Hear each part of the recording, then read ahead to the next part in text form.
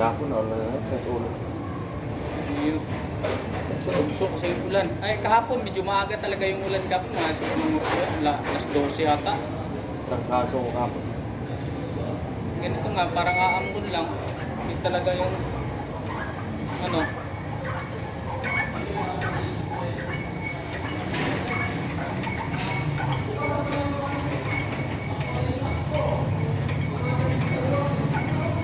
let's go!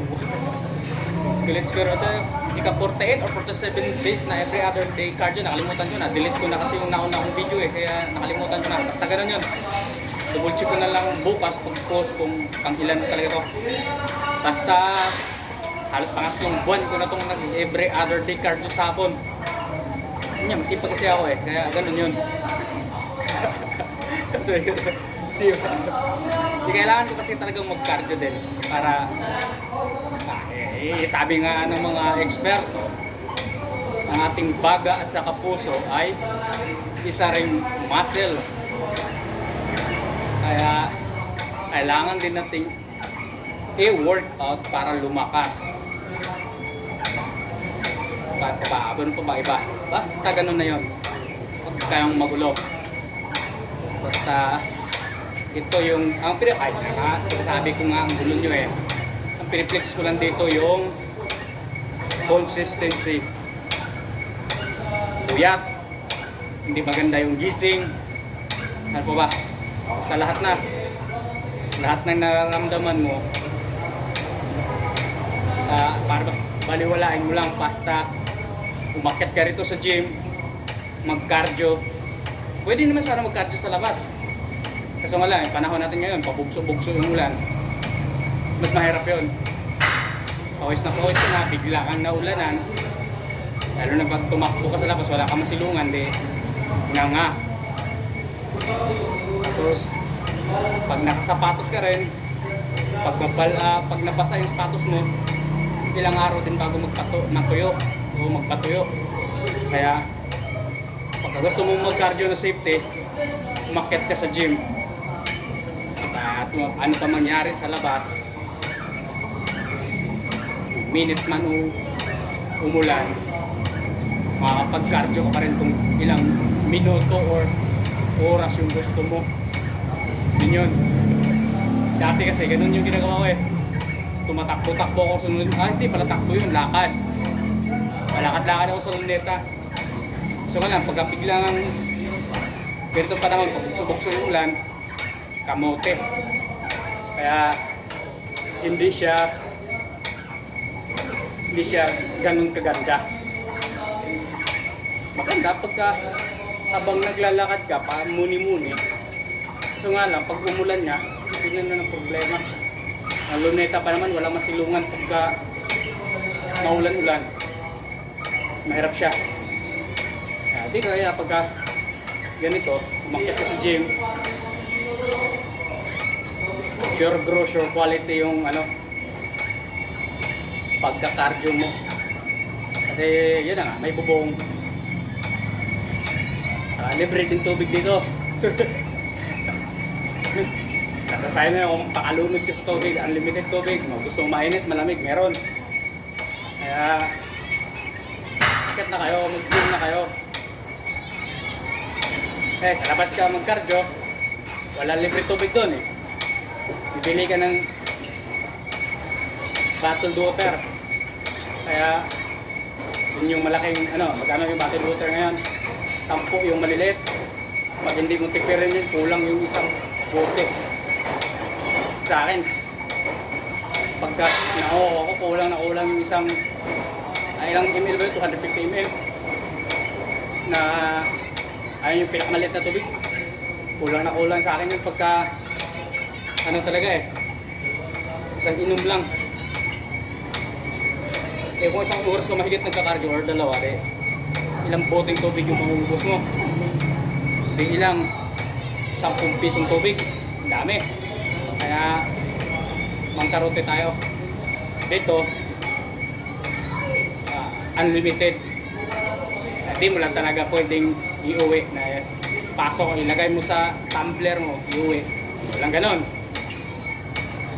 Walang kasamang bring home. Inumin mo lang ng inumin kung gusto mo. Galit. Yung buhay. Ayan na, ayan na.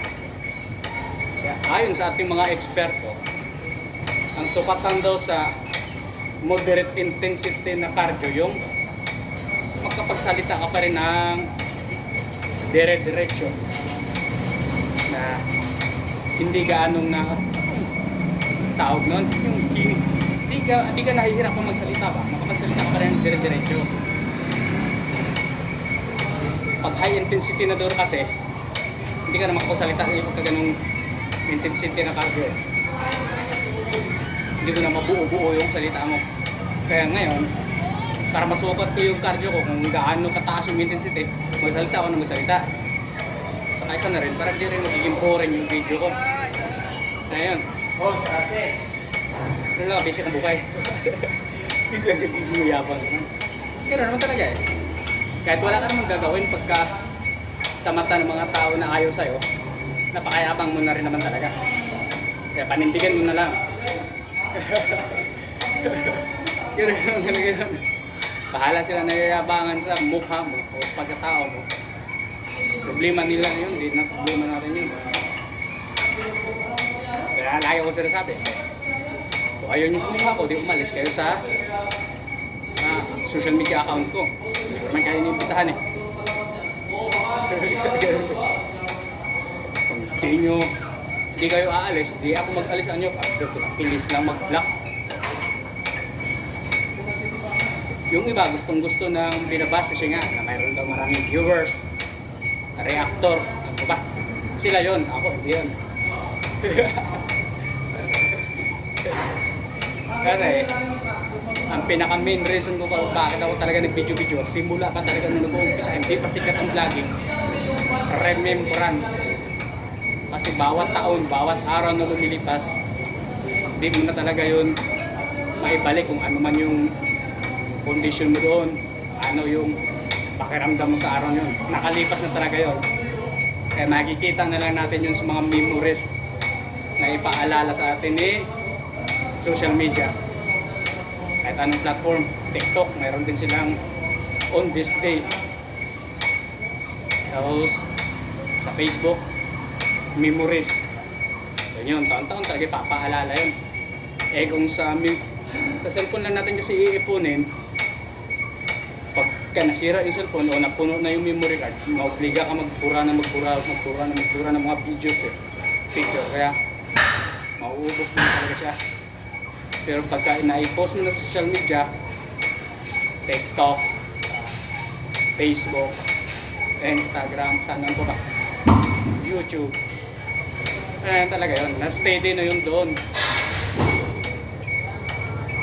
Pag gusto mong tignan, search mo lang yung caption o taon, kung anong taon mo na i-post yung gano'n. Ay, ipakita na sa'yo na ganito yung itsura mo. Pero di naman yung pagkakaano na magpapapunch talaga. Kaya wala akong pasensya sa mga ayos pagmumukha ko. Tapos ngawa na ngawa. Kasi ako, pagka ayaw ko sa kahit nga followers ako sa taon ng kakilala ko, pagka yung pinupost nyo sa araw na yun, hindi ako gaano interesado dun sa pinupost nyo, hindi ko pinapanood, hindi rin ako magre-react.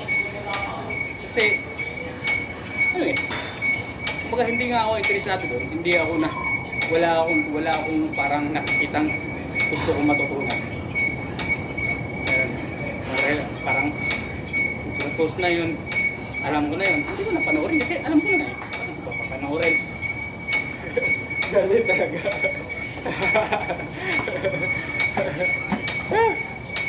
Makais naman lang tayo yan. Sabi ka na. Paano lang yan? Pang ano ba? Pang post sa social media. Ito yung mga big boy dito sa gym. Kami naman yung mga malnourished sa gym. Ay. Hindi pala sakto.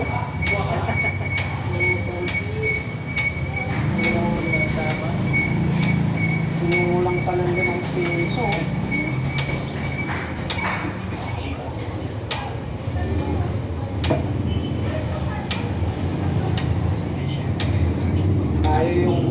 uwat, di naman lumalaki. Wala, hirap talaga magpalaki-laki. Oo. Ito sa atin na to, parang palipas oras na lang to. Pawis na lang. Papawis na lang. Hirap. Pag nagkaedad na kasi tayo ulit, ang bagal na talaga ng progress eh. Kapo, imbis na lumalaki, lumalaylay pa. Yan yung masaklap lang eh. Parang napalayo sa goal. Oo. Buhay.